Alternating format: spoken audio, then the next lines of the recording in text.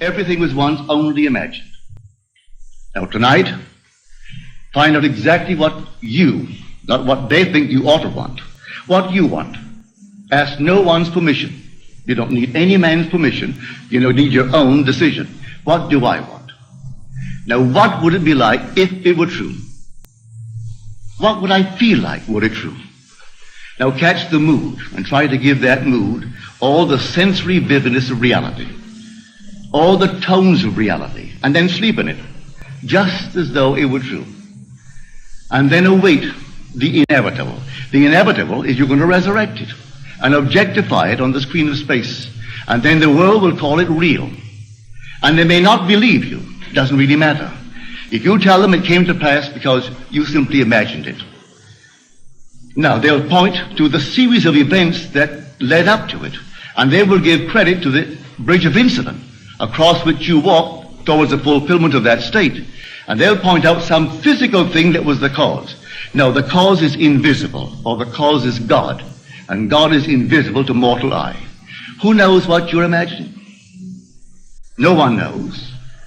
But you can sit down and imagine, and no one can stop you from doing it. But can you give reality to the imagined state? If you do, yes, a bridge of incident will appear in your world. And you'll walk across some series of events leading up to the fulfillment of the imaginal state. But don't give causation to any physical step that you took towards the fulfillment of it. You imagined yourself having a marvelous business. And then comes the day a building is for sale, and you haven't a nickel towards it. And not a total stranger, but a man comes in and asks you quite in a friendly manner, are you going to buy it? And knowing you don't have a penny, you say to him, as you would a friend to a friend, with what? And then he said, well, I have money. It's only in the bank, drawing nothing. You say, well, I have no collateral. Well, he said, I've watched you. You're an honest person. Your family, they're honest. I think they are. Would you like me to buy it for you? I'll get my lawyer to bid for it. If they knew that I'm bidding, that I have money, they'll bid me up. And so I get it at the very lowest price by getting a lawyer who represents more than one client, and they do not know who he represents, and he'll bid for it. Are you willing to take it regardless of the price? And you say, yes, I'll take it. But I have no collateral. All I need is your signature, that you will simply pay 6% on whatever the price is, and then reduce that principal over a period of 10 years. Agreed? Yes. But then sign this, and we'll see if we can buy it. That day, you owned the building. And you didn't have one nickel when you owned the building that day. You only had your signature on a piece of paper. At the end of 10 years, you repaid the man his principal. You reduce it every year, paying him 6% on the remaining principal, and reduce the entire thing at the end of 10 years. That man dies 20 years later and leaves you $150,000 in cash, tax-free, and a couple of homes and many personal belongings. In the meanwhile, you continue in that business, and it multiplies and multiplies. And that year was 1924. This is now 1968. That building, I'm speaking factually. That building in 1924 is now gone. He paid only $50,000 for it. It was repaid and repaid. A bank 3 years ago bought the property, because the building was rotted, bought the property for $840,000 in cash and no capital gain. From $50,000 to $840,000. In the meanwhile, the business has expanded into all the other islands, so that today you couldn't buy them out for $15 million. All in imagination. And this goes back to the imagination that preceded this man's offer to buy the building. For the young man seeing this building and entertaining a thought that the present owners deceived his father, and through deception got him out of a partnership, a junior partnership. And he was moved not to get even, but to prove that he really had something within him and could be a success in spite of their deception.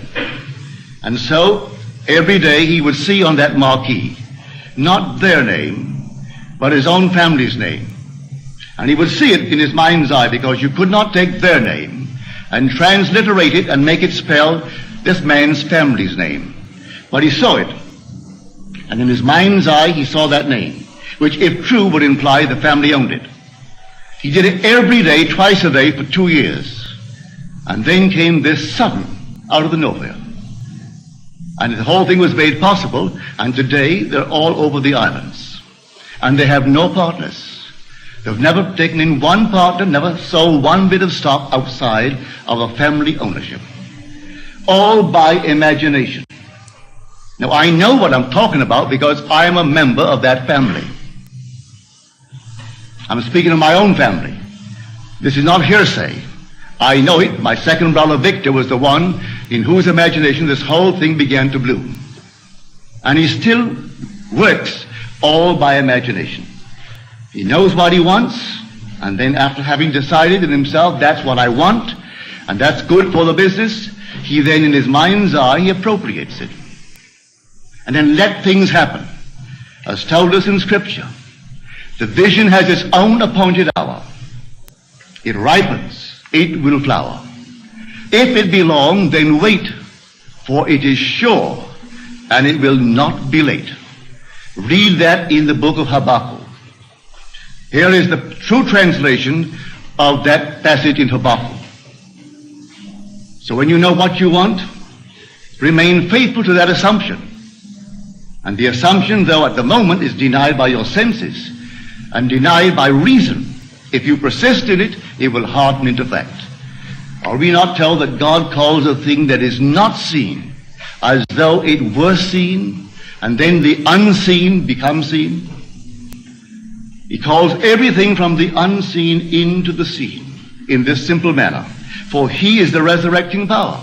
So if I assume that I am, I don't have to have evidence to support it. I assume that I am. I am what? Well, I name it.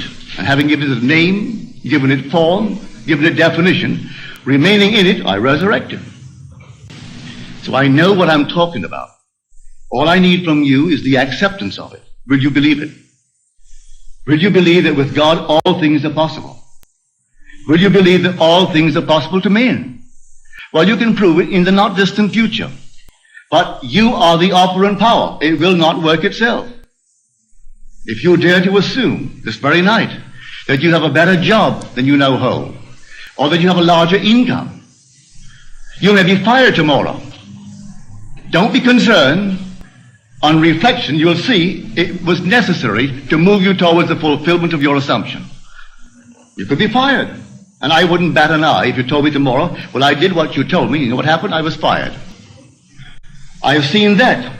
It takes someone to fire you, to get you into a better job. I have seen that time and again. I wouldn't go out and quit the job. You may be promoted in the job, or you may be invited by some other concern that is competitive to join them. I do not know how it happens. I only know if you remain faithful to the assumption, it's going to happen. And you're going to be promoted towards the fulfillment of the state that you have dared to assume that is yours. I could tell you unnumbered stories along this nature. So here I say, dwell in the end. The end is where we begin. For if I've seen my name on the marquee, that's the end. I don't wait for the incident to take place in my world to move from one to the other, leading up to that. I dwell in the end. If I go to the very end, what would it be like were it true?